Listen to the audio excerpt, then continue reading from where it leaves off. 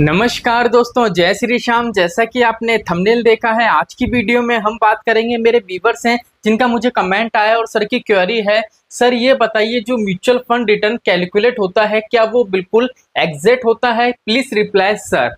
तो आज की वीडियो में कंप्लीट आपको बताऊंगा कि म्यूचुअल फंड से जो भी आप एप्लीकेशन यूज करते हो, जितना भी आपको रिटर्न वहां पे शो होता है वो एक्यूरेट मिलता है या नहीं। लेकिन वीडियो के स्टार्टिंग में मैं आपको इतना बता दूं कि जो रिटर्न आपको वहां पे शो होता है म्यूचुअल फंड से उतना रिटर्न आपको मिलता ही नहीं है। इसलिए कंप्लीट वीडियो वॉच करना, कंसेप्ट क्लियर हो जाएगा। बिकॉज अभी तक का ये यूट्यूब का पहला वीडियो है। सर का कमेंट आया था, मैंने सर को रिप्लाई नहीं दिया। देख लीजिए यहाँ पे मैंने साफ साफ बोला, सर का रिप्लाई था कि सर रिप्लाई दे दो। मैंने कमेंट करा था रिप्लाई नहीं, इस टॉपिक पर वीडियो आएगी, 2 से 3 दिन में वीडियो मिल जाएगी। इसलिए डेडिकेट वीडियो आई है, इसलिए कंप्लीट वीडियो वॉच करना, बिल्कुल भी स्किप मत करना। तो चलिए शुरू करते हैं। चैनल पे नए हो तो चैनल को सब्सक्राइब कर देना और बेल आइकन के बटन को दबा देना। तो देखो, सबसे पहली चीज तो क्या होती है, अगर हम बात करें म्यूचुअल फंड की, ठीक है, तो म्यूचुअल फंड में जैसा भी आपको पता है कि म्यूचुअल फंड में 2 तरीके के इन्वेस्टमेंट होते हैं। ठीक है, एक होती है हमारी एसआईपी और दूसरी होती है हमारी लमसम।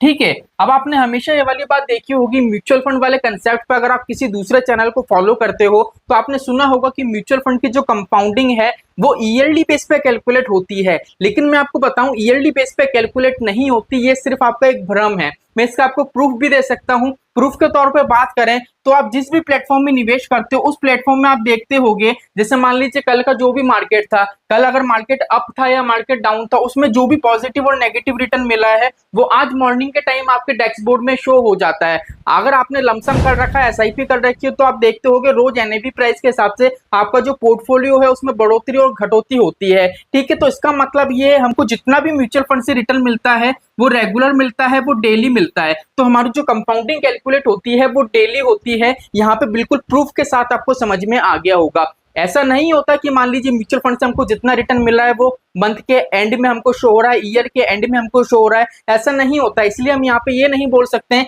कि जो मंथली जो हमारी कैलकुलेशन होती है कंपाउंडिंग की, जितना भी रिटर्न मिलता है वो ईयरली बेस पे होता है या मंथली बेस पे होता है। तो यहाँ से आपको समझ में आ गया होगा। अगर आपको ये देखना है कि सर कैलकुलेशन कैसे होती है, मंथली बेस पे, डेली बेस पे, ईयरली बेस पे, तो इस पे डेडिकेट वीडियो बनी है, लिंक में डिस्क्रिप्शन में दे दूंगा, वो वीडियो वॉच कर लेना। लेकिन यहाँ पे बात आती है कि सर मान लीजिए हम जिस भी प्लेटफॉर्म में निवेश कर रहे हैं, अगर हम उसके पर्टिकुलर कैलकुलेटर को यूज करें या किसी भी प्ले स्टोर से एप्लीकेशन निकाल लेते हैं कैलकुलेटर की, अगर वहां से कैलकुलेट करते हैं तो मान लीजिए सर उतना रिटर्न हमको मिलता है या नहीं, तो नहीं मिलता। क्यों नहीं मिलता? अब यहाँ पे ये चीज देखो, मान लो आपने 1000 रुपए की एसआईपी करी है। मैं यहाँ पे छोटा अमाउंट इसलिए ले रहा हूँ जिससे कैलकुलेशन है बिल्कुल इजी मूवमेंट पे आपके समझ में आए।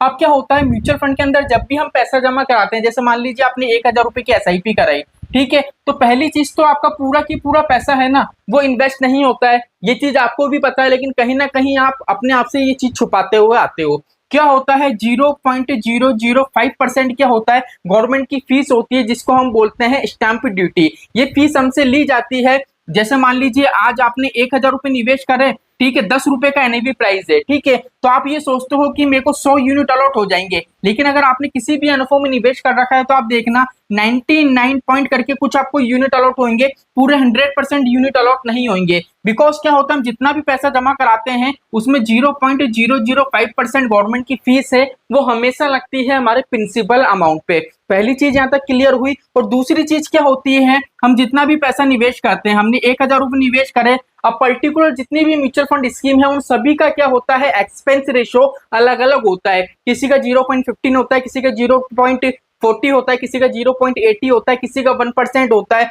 तो क्या होता है, जितने भी हमसे परसेंटेज ली जाती है, जैसे मान लीजिए 0.50% है, जो भी हमसे परसेंटेज ली जाएगी, फॉर एग्जांपल मान लीजिए 500 रुपए आई, अभी 500 रुपए कितने टाइम की होती है, 365 डेज की। ये क्या होती है, हमसे ली जाती है, उसके बाद ही हमारा जो रिटर्न है वो कैलकुलेट होता है। लेकिन यहाँ पे ये चीज देखो, मैंने कैलकुलेटर खोल रखा है।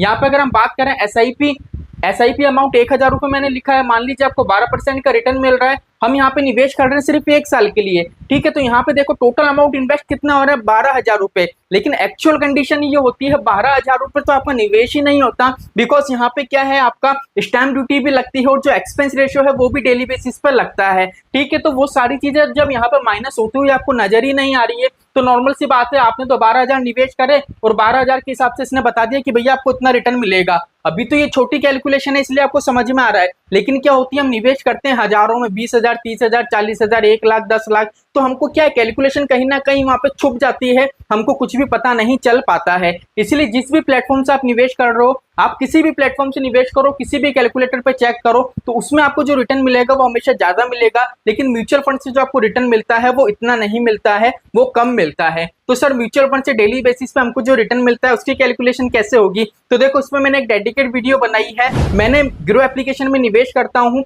ग्रो एप्लीकेशन के माध्यम से मैंने मेरी जो SIP है उसमें पर डे के हिसाब से मुझे जो रिटर्न मिला है, मैंने उसको कैलकुलेट करके बताया कि देख लीजिए आज के दिन ये है, आज के दिन मुझे इतना रिटर्न मिला है, चलिए अब इसको साइड रखते हैं, अब कैलकुलेशन करके देखते हैं कि मैं जो कैलकुलेशन कर रहा हूँ उस हिसाब से मुझे एक्चुअल में इतना रिटर्न मिलता है या नहीं। तो एक बार वो वीडियो वॉच कर लेना, जिससे आपको पता पड़ जाएगा म्यूचुअल फंड में कंपाउंडिंग होती है या नहीं, और होती है तो किस हिसाब से कैलकुलेट होती है। बहुत इंपॉर्टेंट वीडियो है, लिंक डिस्क्रिप्शन में दे दूंगा, वो वीडियो वॉच कर लेना। लेकिन अभी के तौर पे आपको पता पड़ गया होगा कि म्यूचुअल फंड से जो भी आपको मिलता है। सेकंड चीज क्या होता है, यहाँ पे मैं आपको एक चीज बता दूं, एक होता है आपका एक्सिट लोड। अब एक्सिट लोड तो क्या होता है, मोस्टली जैसे म्यूचुअल फंड से जब हम विड्रॉल लेते हैं उस टाइम हमसे लिया जाता है, इसलिए यहाँ पे सभी निवेशक को पता है कि उस टाइम हमसे लिया जाएगा।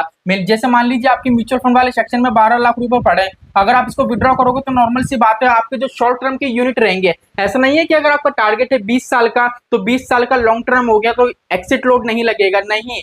क्या होगा, आपका जो एंड जैसे 20 साल का टारगेट है तो 19 से जो 20वां साल होगा, 19 से 20वां साल जो भी आपका एक साल होगा उसमें आपने जितना भी निवेश करा होगा उसके जितने भी शॉर्ट टर्म के यूनिट होंगे उस पर आपका एक्सिट लोड लगेगा। ठीक है, टैक्स का कंसेप्ट तो हम इसलिए छोड़ देते हैं बिकॉज क्या होता है, टैक्स का पैसा तो ऑलरेडी हमारे बैंक में आ जाता है, म्यूचुअल फंड काटता नहीं है, टैक्स तो हमको पे करना पड़ता है। टैक्स की भी मैंने कंप्लीट एक प्लेलिस्ट बना रखी है जिसमें बता रखा है टैक्स की वैल्यू को कैसे जीरो कर सकते हो, एक्सिट लोड को कैसे जीरो कर सकते हो, वो वीडियो भी देख लेना। उस प्लेलिस्ट की लिंक है वो भी मैं डिस्क्रिप्शन में दे दूंगा। तो आई होप आज की वीडियो से आपको क्लियर हो गया होगा कि म्यूचुअल फंड जितना हमको रिटर्न बताता है उतना रिटर्न हमको मिलता नहीं है, बिकॉज हमारा जो प्रिंसिपल अमाउंट हम निवेश करते हैं उसमें 2-3 तरीके के कुछ चार्ज होते हैं, जैसे स्टैम्प ड्यूटी हो गया, एक्सपेंस रेशो हो गया, कि डेली बेसिस पे कटते हैं हमारे प्रिंसिपल अमाउंट से। उसके बाद जो हमारा अमाउंट बढ़ता है वही म्यूचुअल फंड में निवेश होता है। लेकिन हम जितने भी ऐसी एप्लीकेशन में देखते हैं पूरा की पूरा अमाउंट ये निवेश करते हैं, इसलिए जो कंपाउंडिंग कैलकुलेट होती है वो कहीं ना कहीं इनकी ज्यादा होती है और म्यूचुअल फंड से हमको जो रिटर्न मिलता है वो कम मिलता है।